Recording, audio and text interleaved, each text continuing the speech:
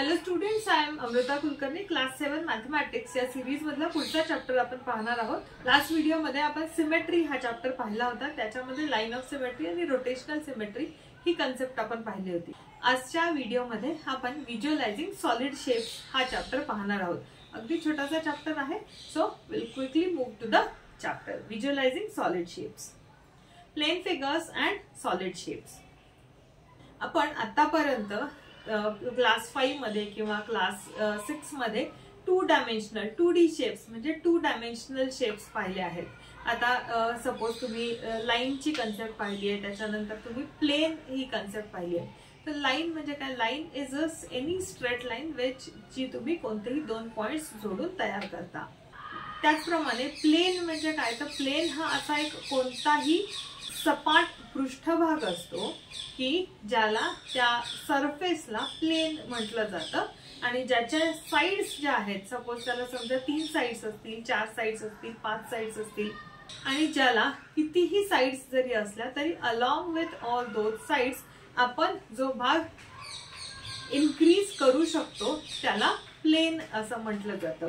म्हणजे जसं लाईन आपण तिच्या दोन्ही साइडने एक्सटेंड करू शकतो, त्याचप्रमाणे प्लेन म्हणजे काय की असा एक सरफेस असतो की जो त्याला जितक्या साइड्स असतील तितक्या साइड्सनं जो इन्क्रीज करता येईल, that surface is called as a plain.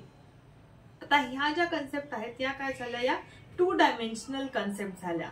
म्हणजे जेव्हा तुम्ही एखादा रेक्टँगल कन्सिडर करता किंवा जेव्हा तुमच्या समोर एखादा स्क्वेअर असतो, एखादा क्वाड्रिलॅटरल असतो, त्यावेळेला काय होतं की त्याला लेंथ असते आणि त्याला विड्थ असते. पण सपोज जेव्हा तुमच्याकडे आपण रिअल लाईफ मध्ये जेव्हा आपल्या आजूबाजूला आपण कोणतीही वस्तू जेव्हा पाहतो तेव्हा त्या वस्तूंना काय होतं की लेंथ असते आणि त्यांना ब्रेड्थ तर असतेच असते, पण त्याच्यासोबत त्यांना हाईट देखील असते. त्याला काही वेळेला आपण हाईट म्हणतो किंवा काही वेळेला आपण काय म्हणतो, त्याला डेप्थ म्हणतो. म्हणजे जर आपण डायमेन्शन्सचा विचार केला, जॉमेट्रिकल भाषेत जर बोलायचं झालं तर या वेळेला काय होतं, या ज्या आजूबाजूला आपण ज्या वस्तू पाहतो त्यांना एक 3rd डायमेन्शन देखील ऍड होते. म्हणजे 2 डायमेन्शन मध्ये एखादं सर्कल जेव्हा तुम्ही एखाद्या पेपरवरती काढता, पण हेच जेव्हा तुम्ही समोर एखादा बॉल जेव्हा पाहता तेव्हा काय होतं की या बॉलला एक विशिष्ट त्याला डेप्थ आहे. मग ही जी डेप्थ आहे म्हणजे काय झालं, ही एक 3rd डायमेन्शन आहे.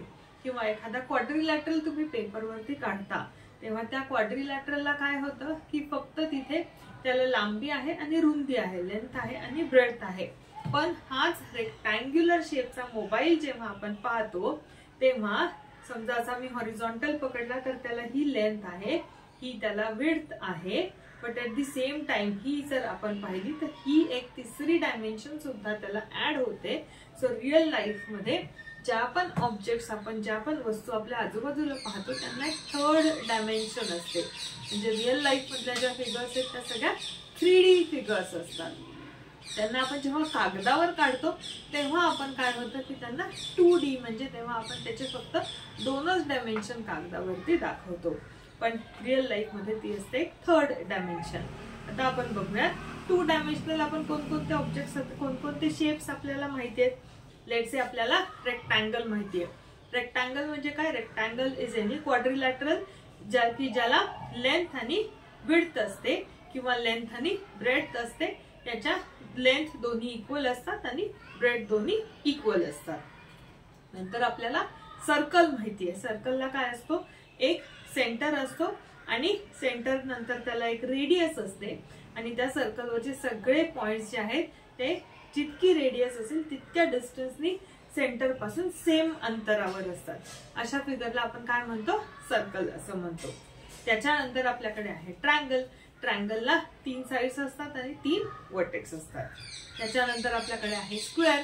स्क्वेअर हा देखील एक क्वाड्रिलॅटरल आहे, पण असा क्वाड्रिलॅटरल की ज्याचे 4ही अँगल्स 90 डिग्री असतात आणि ज्याच्या 4ही साइड्स इक्वल असतात.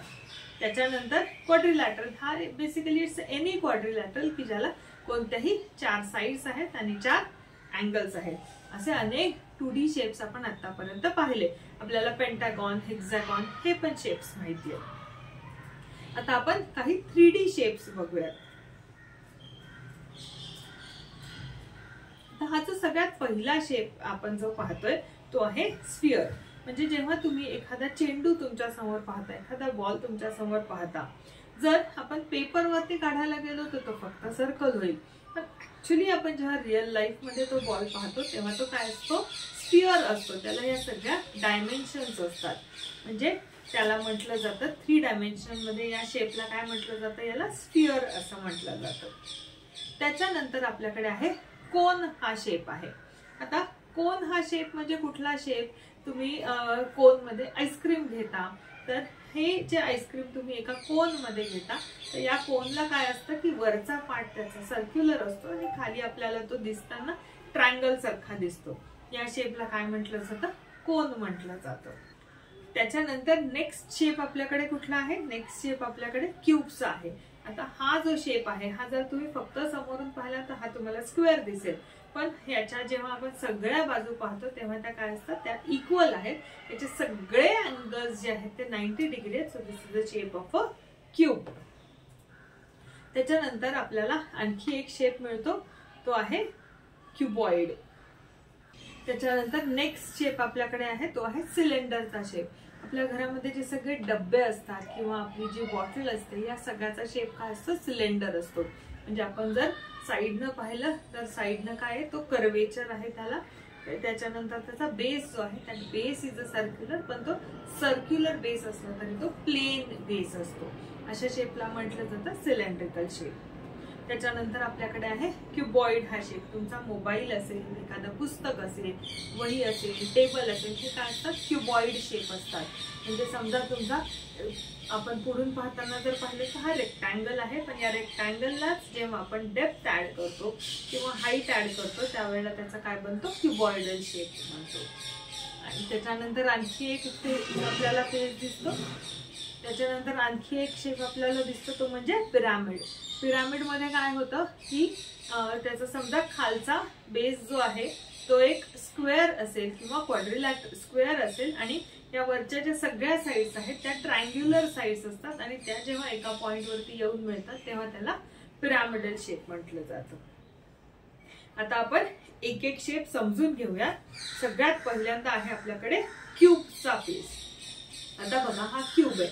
जर तुम्ही या अँगलनी पाहिलं तर हा तुम्हाला दिसताना काय दिसतोय, स्क्वेअर दिसतोय. मग या क्यूबला स्क्वेअरला आपण जेव्हा 3D करतो तेव्हा आपल्याला काय तयार होतो, क्यूब हा फेस तयार होतो. आता आपण बघूया हा जो स्क्वेअर आहे म्हणजे हा जो स्क्वेअर शेप आहे याची ही बाजू जेव्हा त्याच सेम लेंथची असेल तेव्हा आपल्याला काय मिळेल, क्यूब मिळेल.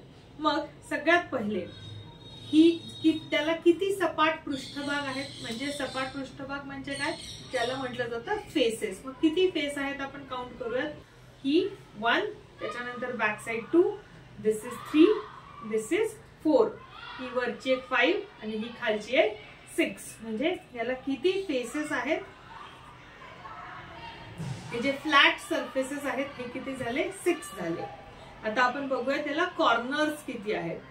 First, second, third, fourth, fifth, sixth, त्याच्यानंतर हा मागचा 7 आणि हा एक 8. म्हणजे याला 8 कॉर्नर्स आहेत. म्हणजे किती आहेत, याला 8 वर्टायसेस आहेत.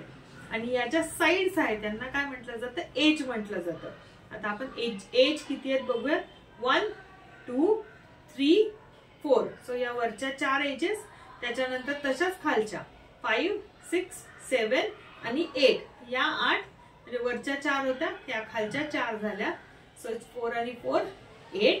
नंतर 9, 10, 11 आणि 12. म्हणजे याला एज किती झाल्या, 12 झाल्या. तर आपण डायग्राम मध्ये बघूयात परत एकदा. आता आपण डायग्राम मध्ये बघूयात. ज्या साइड्स आहेत त्याला आपण काय म्हणतोय, एज म्हणतोय. त्याच्यानंतर हे जे पॉइंट्स आहेत त्यांना आपण काय म्हणतोय, वर्टेक्स. आणि जे फ्लॅट सरफेस आहेत त्याला म्हटलं जातं फेस. सो आता आपण जसे आता आपण ह्या क्यूबला जसं पाहिलं त्याला किती कॉर्नर्स आहेत, 8. So there are 8 corners of the cube and are 8 vertices. The 12 line segments that from the skeleton of the cube are called as edges. The 6 flat surfaces that are The skin of the cube are called as its faces. आता आपण काय पाहूयात, pyramid पाहूयात. तर इथे जो pyramid दाखवलेला आहे हा ट्रायंग्युलर पिरामिड आहे. म्हणजे काय की ज्याचा बेसला पण ट्रायंगल आहे आणि वरती प्रत्येक त्याची जी साइड आहे त्याच्यावरून एक एक ट्रायंगल तयार करून वरती ते एकाच पॉइंटला असं तंबू सारखे जॉईन केलेले आहेत. म्हणजे जर आपण वर्टेक्स पाहिले तर याला किती वर्टेक्स आहेत, याला 1, त्याच्यानंतर 2 आणि त्याच्यानंतर 3 असे 3 वर्टेक्स आणि हा एक वरचा टॉपचा वर्टेक्स, असे याला टोटल 4 कॉर्नर्स म्हणजे 4 वर्टायसेस आहेत. The 6 line segments that from the skeleton of the pyramid are these edges. मग आता ह्याला कुठल्या कुठल्या एजेस आहेत, दिस इज 1, 2, 3 आणि ही त्याच्यानंतर या बेसची 1, 2 आणि 3 ही जी एक बॅक साइडला जी असणार आहे म्हणजे बेसच्या 3 आणि वरच्या 3 अशा 6 एजेस आहेत. आणि फ्लॅट सरफेस किती असतील, हे साइडचे तिन्ही म्हणजे हा एक सरफेस, हा एक सरफेस, हा बॅक साइडचा एक सरफेस आणि बेसचा जो आहे तो चौथा surface. So there R 4 flat surfaces. Nets for building 3D shapes. A net is a sort of skeleton outline in 2D which when folded result in a 3D shape. आता आपण net म्हणजे काय ते समजून घेऊया. आता सपोज हा एक क्युबॉइडल शेप तुम्हाला दिसतोय, पण हाच क्युबॉइडल शेप सपोज जर मी ओपन केला तर ओपन केल्यानंतर हा तुम्हाला काय दिसतोय, हा छोटे छोटे क्यूब्सचे आपल्याला काय दिसतात, रेक्टँगल्स वेगवेगळे दिसत आहेत. मग हे मी अशा पद्धतीने ओपन करू शकते. सो ओपन केल्यानंतर तुम्हाला 2 डायमेन्शनल मध्ये म्हणजे समोरून दिसताना हा असा दिसू शकतो. पण जर आपण तयार केला तर हा याचा एक क्यूब तयार होईल. सो तुम्ही अशा पद्धतीने ओपन करू शकता किंवा अशा पद्धतीने तुम्ही ओपन करू शकता. किंवा लेट्स से सपोज जर मी ह्या साइड्स अशा ठेवल्या आणि हे 2 शेप्स असे ठेवले, अशा पद्धतीने आपण ओपन करू शकतो. किंवा हे 4 वेग असे ठेवून हे 2 इकडून ओपन केले. सो इट्स बेसिकली अशी कोणतीही अरेंजमेंट की ज्याच्यापासून आपण क्यूब तयार करू शकतो त्याला म्हटलं जातं क्यूबची net. Net of that particular 3D shape की ज्याच्यापासून आपण तो 3D शेप तयार करू शकतो याला म्हटलं जातं नेट. आता आपण इथे डायग्राम मध्ये बघूया. समजा आता हा जो क्यूब आहे तर हा क्यूब कसा तयार होईल. सपोज जर मी हा जो माझा सरफेस आहे हा सरफेस जर मी बेस असा कन्सिडर केला आणि आपल्याला माहिती आहे आता क्यूबला या 4 साइड्स असतात, त्या लॅटरल साइड आहेत आणि वरची एक आणि खालची एक साइड. समजा हा जर मी मधला बेस कन्सिडर केला तर लॅटरल फेस मध्ये ही माझी एक साइडची फेस होईल. This itself is a first second face. त्याच्यानंतर ही 3rd फेस आहे आणि ही 4th फेस आहे. म्हणजे आपला त्याचा लॅटरल पार्ट तयार झाला. त्याच्यानंतर let's say he टॉपची 5th face आणि ही बॉटमची 6th फेस. जर आपण अशा झाकणासारख्या त्या जर क्लोज केल्या तर तुम्हाला संपूर्ण क्यूब तयार होऊ शकतो. म्हणून याला म्हणता येईल आपल्याला net of that particular cube. आता आपण सिलेंडरची नेट बघूया. तर सिलेंडर मध्ये जर तुम्ही पाहिलं तर आपल्या घरातला जो स्टीलचा डब्बा आहे त्याला समजा तुम्ही वरचं झाकण जर त्याचं साईडला काढलं तर तो काय दिसेल, तुम्हाला एक सर्कल दिसेल. किंवा त्या डब्याचा जो खालचा जो बेस असतो तो पण जर तुम्ही पाहिला तर तो काय दिसतो, तुम्हाला सर्कल दिसतो. आणि डब्बा तुम्हाला समोरून दिसताना असा दिसतोय. म्हणजे हा काय होईल, ह्या सपोज त्याचा टॉप म्हणजे सपोज हे तुमच्या त्या डब्याचं झाकण आहे आणि हे जर त्या डब्याचं तुमच्या बॉटम आहे आणि हा जो पार्ट आहे हा समजा एक इमॅजिन करा की तुम्ही एक डब्बा असा तुम्ही ओपन केलाय. तर तो डब्बा ओपन केल्यानंतर ऍक्च्युली तो काय असतो, ऍक्च्युली तो जो शेप असतो तो काय असतो, रेक्टँगलचा शेप असतो. इनफॅक्ट जर तुम्हाला इथून समजत नसेल, एखाद्या वेळेस लक्षात आलं नसेल तर एक अगदी सोपी ट्रिक मी तुम्हाला सांगते. तुमच्या आईकडून एक कोणताही रिकामा डब्बा घ्या स्टीलचा की आणि या स्टीलच्या डब्याच्या भोवती याला आपण एक गिफ्ट रॅपिंग जसं करतो तसं कडेनी एक पूर्ण साइडनी व्यवस्थित त्याला तुम्ही एक कोणतंही जुनं वर्तमानपत्र घ्या आणि ते वर्तमानपत्राचं त्याला रॅपिंग करून बघा. अगदी कट टू कट तुम्ही रॅपिंग केल्यानंतर जर तुम्ही ओपन केलं तर तुमच्या लक्षात येईल की तो जो कागद आहे तो रेक्टँग्युलर कागद होता. म्हणजे लॅटरल सरफेस जेव्हा आपण ओपन करतो, ओपन केल्यानंतर आपल्याला काय दिसतो, रेक्टँगल दिसतो. म्हणजे सिलेंडरची जी नेट आहे ती आपल्याला कशी दिसते, टॉपचा एक सर्कल, बॉटमचा एक सर्कल आणि हा आपला आहे लॅटरल पार्ट. सो लॅटरल आपल्याला रेक्टँगल इथे मिळतो.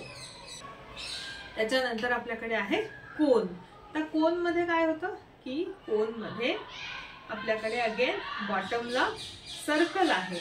सो हा त्याचा बॉटमचा पार्ट आहे आणि त्याचे लॅटरल फेसेस जे आहेत तर लॅटरल फेस मध्ये आपल्याला लॅटरल फेस आपल्याला ही अशी फेस मिळेल. आता ह्याच्यानंतर आपल्याकडे आहे पिरॅमिड आहे. आपण मगाशी जो पिरॅमिड त्याच्या एजेस फेसेस वगैरे ज्या पाहिल्या होत्या त्यावेळेला त्या पिरॅमिडचा जो बेस होता तो ट्रायंग्युलर बेस होता. आता आपण जो पिरॅमिड पाहतोय ह्याचा जो बेस आहे तो स्क्वेअर बेस आहे. तर स्क्वेअर बेस मध्ये काय होतं की या पिरॅमिडचा बेस तुमचा स्क्वेअर आहे आणि त्याच्या जितक्या एजेस आहेत त्या प्रत्येक एजवर वरती एक एक ट्रायंगल तयार होऊन तो वरती मिळतोय. सो अशा शेपला म्हटलं जातं पिरॅमिड. म्हणजे मग इथे आता जर आपण पाहिलं तर हा जो बेसचा एक स्क्वेअर आहे आणि हे वरचे सगळ्या एजेसचे त्याचे ट्रायंगल्स आहेत. व्हिज्युअलायझिंग सॉलिड शेप हा एक अगदी छोटासा चॅप्टर होता. ह्याच्यामध्ये आपण कोणकोणते 2D शेप्स आणि त्यांचे respective convergence into 3D shapes केल्यानंतर आपल्याला आपल्या आजूबाजूला कोणकोणते 3D शेप्स आपल्याला दिसतात हे आपण पाहिलं. त्याच्यानंतर या सगळ्या 3D शेप्सच्या एजेस काय असतात, त्याची फेस काय असते आणि त्याला व्हर्टायसेस किती असतात हे आपण पाहिलं. त्याच्यानंतर हे शेप ओपन केल्यानंतर कोणतं नेट लाईक स्ट्रक्चर तयार होतं हेही आपण पाहिलं. हिअर क्लास 7 चे सगळे जे चॅप्टर्स आहेत त्याच्या कन्सेप्ट आपण आतापर्यंत कव्हर केलेले आहेत. तुम्हाला कोणत्याही कन्सेप्ट मध्ये काही डाऊट असेल तर मला कमेंट बॉक्स मध्ये कळवा.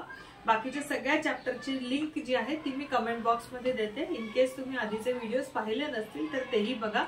आता इथून पुढच्या व्हिडिओज मध्ये आपण एनसीईआरटीच्या बुक मध्ये जे तुम्हाला एक्सरसाइज मध्ये अनसॉल्व्ड क्वेश्चन्स दिलेले आहेत ते क्वेश्चन्स आता आपण चॅप्टर बाय चॅप्टर सॉल्व्ह करूयात. थँक्यू. व्हिडिओ पूर्ण पाहिल्याबद्दल धन्यवाद.